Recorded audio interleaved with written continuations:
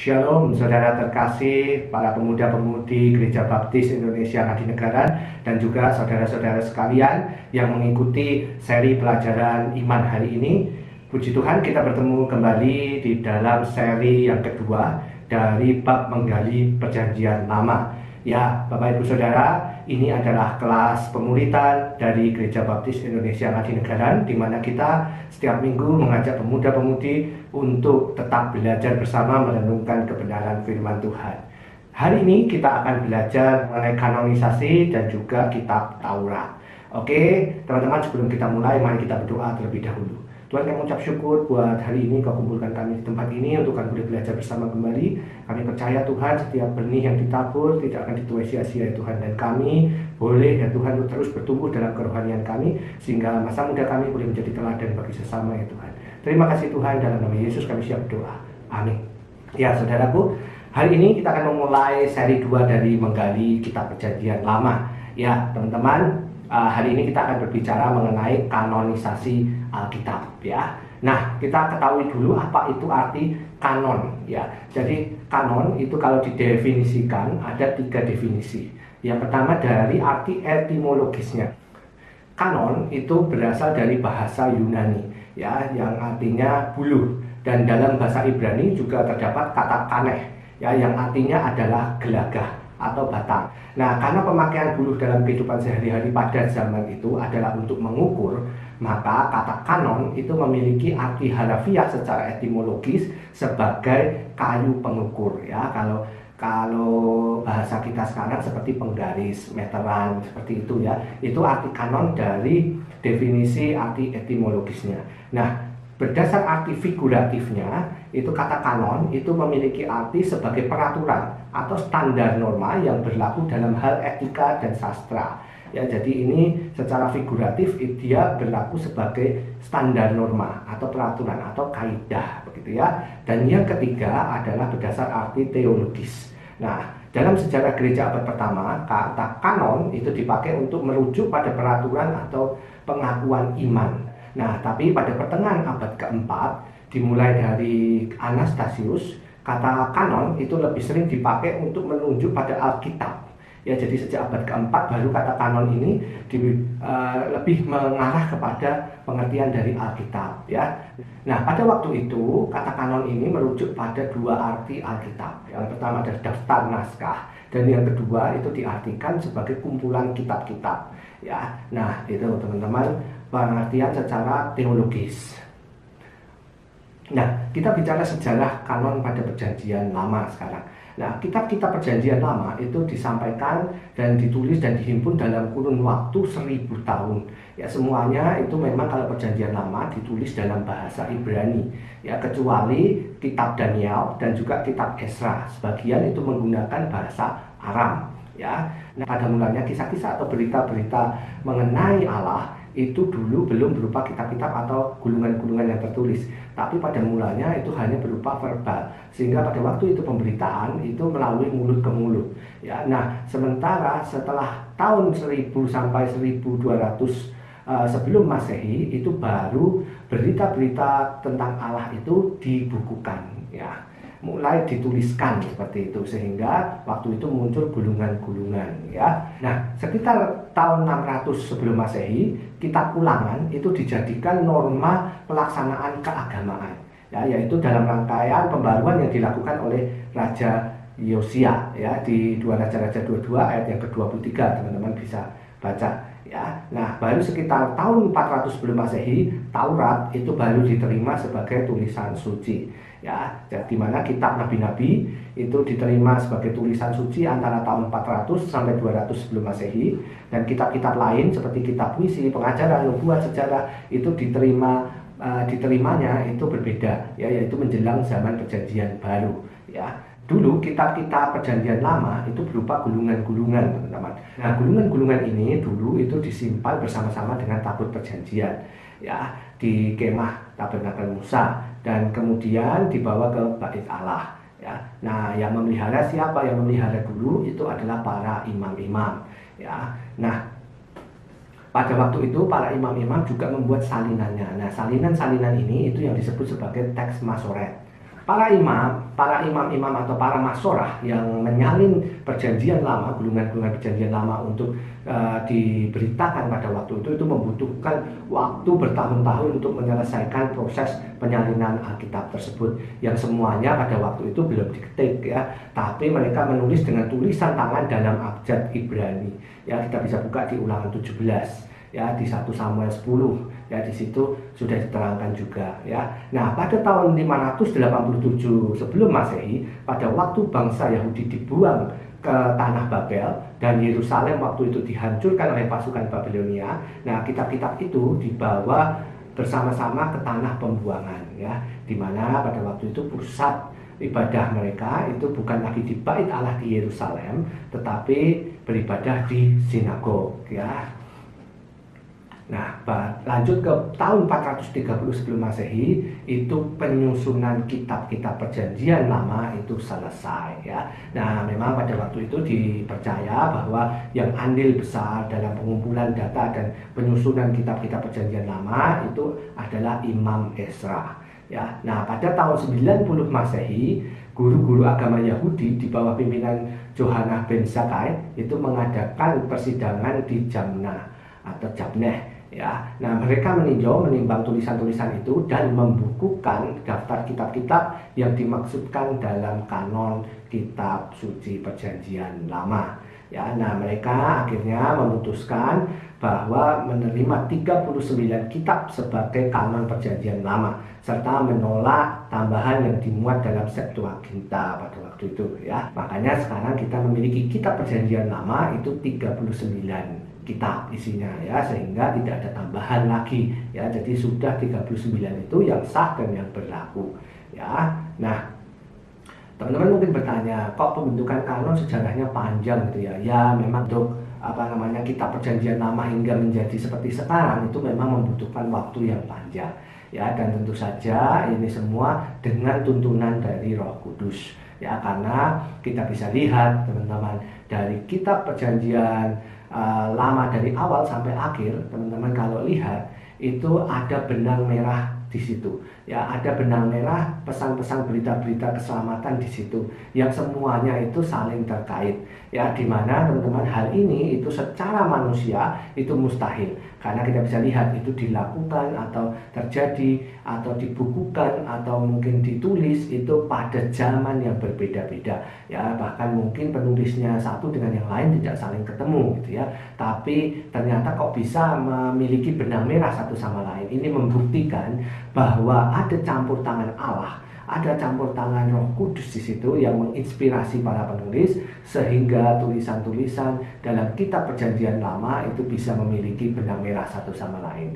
Nah, inilah yang akhirnya diakui oleh bapak-bapak gereja zaman dahulu ya, sehingga menjadi suatu kitab yang kita pakai sekarang ya. Jadi teman-teman jangan ragu dengan keabsahan dari kitab perjanjian lama yang kita miliki sekarang gitu ya. Nah, lanjut kita belajar sekarang masalah pembentukannya ya. Tadi kita sudah belajar arti dan sejarahnya. Sekarang cara pembentukan atau tahapan pembentukan dalam kanon perjanjian lama ya. Jadi kanon perjanjian lama itu ada tahapannya dalam pembentukannya ya. Jadi kalau kita bisa simpulkan garis besarnya, yang pertama, tahapan pertama adalah ucapan-ucapan yang berotoritas ya. Jadi sejak ucapan-ucapan Allah ya, perintah-perintah Allah diturunkan melalui Musa di Gunung Sinai itu sudah menjadi ketetapan ya, sudah menjadi peraturan pada waktu itu, sehingga umat Israel itu waktu itu wajib menaatinya. Jadi ada ucapan-ucapan Allah yang berotoritas di situ. Nah, yang kedua, setelah ada ucapan-ucapan, maka supaya perintah Tuhan atau perkataan-perkataan Tuhan tadi menjadi warisan yang bisa diturunkan ke generasi-generasi berikutnya, maka dibuatlah dokumen tertulis ya. Jadi kita bisa lihat pada waktu itu di Keluaran 24 ya, Musa secara teliti menjabarkannya dalam bentuk tulisan ya, dan umat Lewi kemudian diperintahkan untuk menyimpan dokumen atau tulisan itu di samping tabut perjanjian Allah. Tadi kan sudah ada sumbernya, yaitu ucapan Allah berotoritas. kemudian sudah dituliskan menjadi dokumen-dokumen untuk dapat diwariskan ke generasi-generasi selanjutnya. Dan yang ketiga adalah kumpulan dari tulisan-tulisan yang berotoritas tadi, ya, di mana tulisan-tulisan atau dokumen-dokumen yang berotoritas dikumpulkan sebagai kitab-kitab Ibrani, ya, yang dibagi menjadi 3 bagian. Yang pertama adalah Taurat yang berisi kitab Pentatok, ya, yaitu Kejadian, Keluaran, Imamat, Bilangan, dan Ulangan. Ya, kemudian yang kedua adalah kitab nabi-nabi. Ya, kitab nabi-nabi sendiri nanti akan kita bahas di minggu depan, ya, di mana akan kita pelajari dari pembagian kitab nabi-nabi sendiri. Ada nabi-nabi besar, ada nabi-nabi kecil, ya, ada nabi-nabi terdahulu, nabi-nabi kemudian, seperti itu, ya, akan kita bahas detailnya di kelas kita selanjutnya. Dan yang ketiga adalah kitab-kitab atau ketubim, ya, di mana merupakan bagian ketiga dan terakhir dari Alkitab Ibrani atau Tanakh, ya. Nah, sebagian besar kitab-kitab ketubim itu ditulis atau dikumpulkan selama dan sesudah masa pembuangan. Ya, meskipun beberapa bahan khususnya dalam kitab Mazmur dan Amsal itu berasal dari zaman kerajaan. Ya, nah memang kumpulan ketubim ini nanti itu juga dibagi lagi menjadi beberapa kelompok berdasar Sefer Emet atau kitab puisi dan juga Hermes Megion atau 5 gulungan, seperti itu, ya.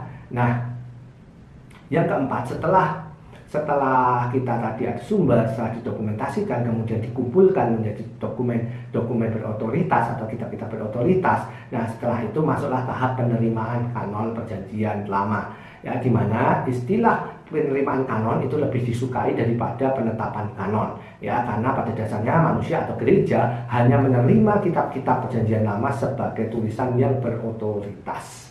Ya, nah dasar penerimaan kanon itu ada syaratnya juga. Yang pertama adalah adanya bukti dari dalam Alkitab sendiri. Jadi kitab-kitab yang diakui itu yang ada buktinya sendiri. Ya, jadi Alkitab itu memberi kesaksian bahwa perkataan-perkataan yang ditulis itu bukan berasal dari manusia. Ya, seperti ada yang dikatakan misal beginilah firman Tuhan atau Tuhan berkata, itu yang akan disaring menjadi kitab, ya, yang diakui atau yang diterima sebagai kanon, seperti itu. Nah, yang kedua adalah ditulis oleh orang-orang yang hidupnya dipimpin oleh Roh Allah. Ya, jadi tidak sembarang penulis bisa diakui, gitu, ya. Jadi memang harus betul-betul orang yang hidupnya dipimpin oleh Roh Allah pada waktu itu. Nah, memang pada umumnya penulis-penulis kitab adalah mereka yang ditunjuk oleh Allah dan menduduki jabatan pada waktu itu seperti imam, nabi, hakim, dan raja, ya, seperti itu. Nah, kemudian yang ketiga, ada pengaruh kuasa Allah di dalam tulisan-tulisannya. Ya, jadi perkataan-perkataan ilahi yang dituliskan itu mempunyai kuasa untuk memberikan pengajaran dan kebenaran yang mengubah hidup manusia, ya, sehingga kalau ada itu maka bisa diterima sebagai kanon, ya. Nah, kemudian yang keempat adalah adanya bukti tentang keaslian naskah dan tulisannya, ya. Nah, memang harus dibuktikan seperti misalnya dengan bukti arkeologi, ya, yang memberikan dukungan akan keotentikannya, ya. Jadi teman-teman, kitab kita sekarang itu sudah dibuktikan keotentikannya, ya, sudah melalui pembuktian keabsahannya, sehingga kita tidak perlu lagi ragu dengan Alkitab kita, karena Alkitab itu sudah dikanonkan dan Alkitab itu tidak dipalsukan. Dalam tahap kanon itu ada tahap tentang pembuktian juga, dan setelah dikanonkan otomatis Alkitab kita itu sudah dibuktikan juga keasliannya, ya. Jadi tetap semangat, ya. Nah, kemudian yang kelima, secara aklamasi diterima oleh umat Allah pada waktu itu secara luas, ya. Jadi memang otoritas tulisan-tulisan tadi itu harus sudah diakui oleh para pemimpin masyarakat keagamaan Ibrani melalui pimpinan Roh Allah pada zaman itu, ya. Nah, itu sedikit pendahuluan mengenai kanon. Harap kita bisa memahaminya bersama-sama sehingga kita bisa yakin bahwa Alkitab kita itu sudah dikanonkan dan Alkitab kita itu sudah melalui tahapan-tahapan yang cukup rumit dan cukup sulit juga, termasuk salah satunya adalah pembuktian keasliannya, sehingga sebagai orang percaya kita tidak perlu ragu lagi akan keaslian dari kitab suci yang kita gunakan saat ini, ya. Nah, kita masuk ke dalam kitab Taurat pada pelajaran hari ini.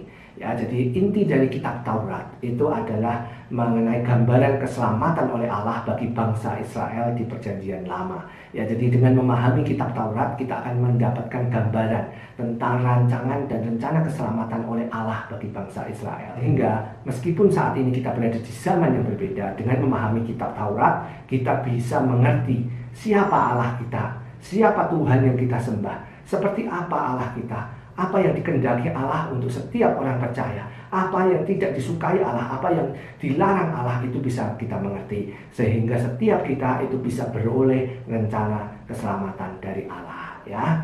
Nah, kita baca kitab yang pertama, kita akan baca secara singkat ya untuk memahami kitab-kitab ini. Tapi saya harap teman-teman di rumah tetap membaca, ya, baca dengan lengkap, ya. Nah, kitab Taurat yang pertama adalah kitab Kejadian. Nah, kitab Kejadian ini teman-teman itu menggambarkan sejak penciptaan, ya, kemudian kejatuhan manusia dalam dosa, dan juga proses yang dilakukan Tuhan untuk memberikan keselamatan.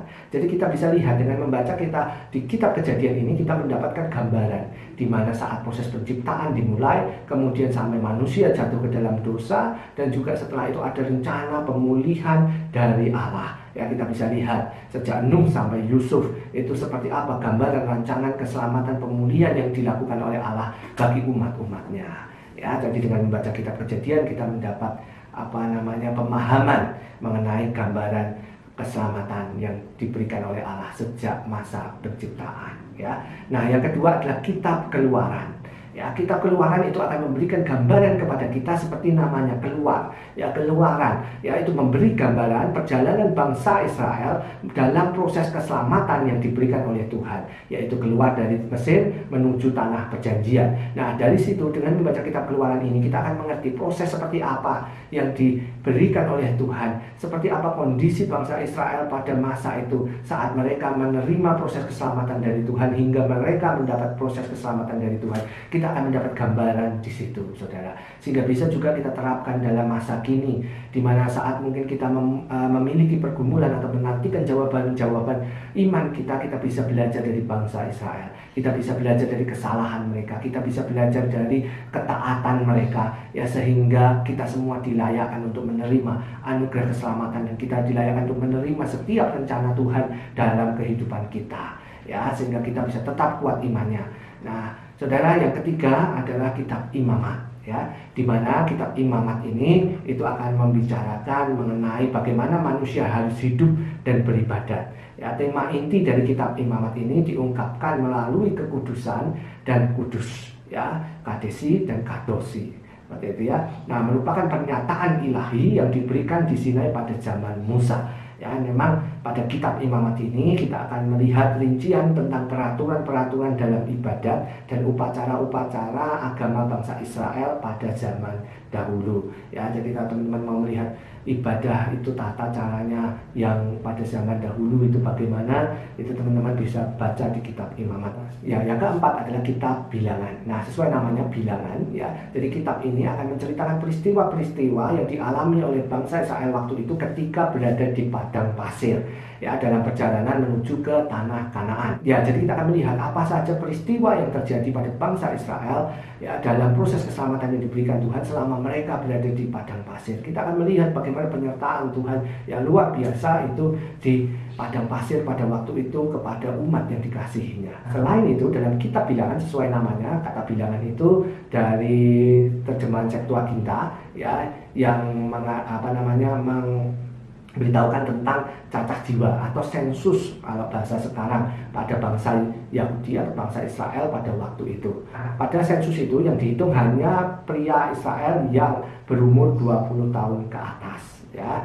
Nah, sensus penduduk pada bangsa Israel waktu itu dilakukan sebanyak 2 kali. Yang pertama di pasal 1, yaitu tahun kedua setelah bangsa Israel keluar dari Mesir, dan yang kedua adalah sebelum bangsa Israel masuk ke tanah Kanaan.